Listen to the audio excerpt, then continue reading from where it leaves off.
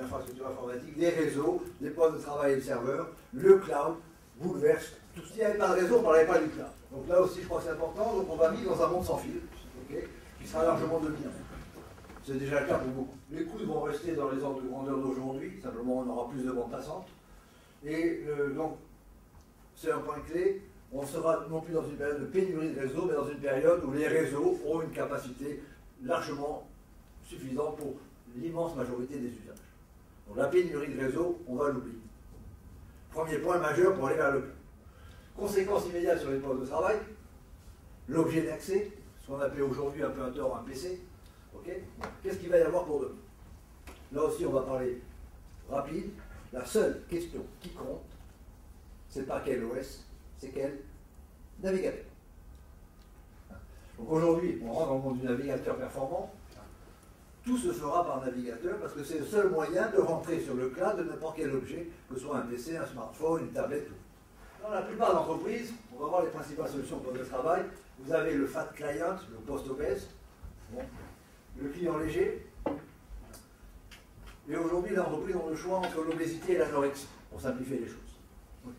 Bon, et on va trouver donc bien sûr l'alternative qui est intermédiaire dans le poste allégé. L'obésité, hein, voilà, hein, c'est quoi un poste obèse? Pour ceux qui n'auraient pas reconnu, à ma gauche Windows Vista, 7, à ma droite Office 2007-2010. Des outils surdimensionnés dont personne ne se sert du quart du dixième des fonctions. C'est fini. L'obésité, on n'en veut plus. Voilà. L'anorexie, ben, c'est l'inverse. En clair, et je vais fâcher encore un certain nombre de gens, ça s'appelle Citrix. On prend un objet, un PC, et hop, on lui fait faire plus rien, on affiche les données, c'est un peu juste. Donc comment trouver un équilibre entre l'anorexie et l'obésité? Ben, c'est le challenge du cloud. Ça s'appelle ce qu'on appelle Rich Web Client, un objet riche client web, ce qui est le poste allégé.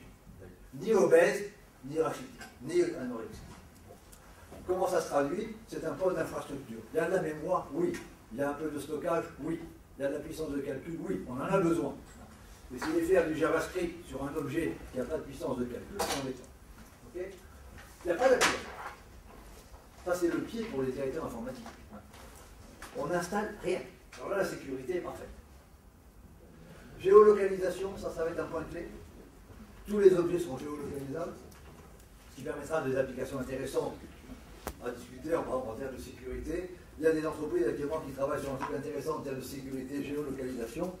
Quand vous rentrez avec une poste de travail dans un pays non ami, clac, la communication se coupe.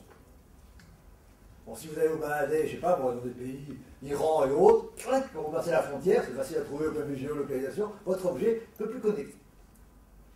Donc même si on vous l'a piqué, il n'y a pas de risque. Voilà un exemple d'application possible. Okay. Et donc, tout ça est cohérent. Il faut bien comprendre, il y a une cohérence. S'il n'y a pas de réseau, on ne peut pas faire du cloud. S'il y a des réseaux, on met des objets mobiles. Et s'il y a des objets mobiles et des réseaux, ben on fait des serveurs plus puissants. Donc il y a une vraie logique dans tout ça. Donc les serveurs, on réinvente les grands centres de calcul. Voilà. Donc de plus en plus de puissance. Alors avec les fameux private cloud, ça c'est le mot magique inventé par les fournisseurs pour remplacer l'existant et leur donner un coup de jeune.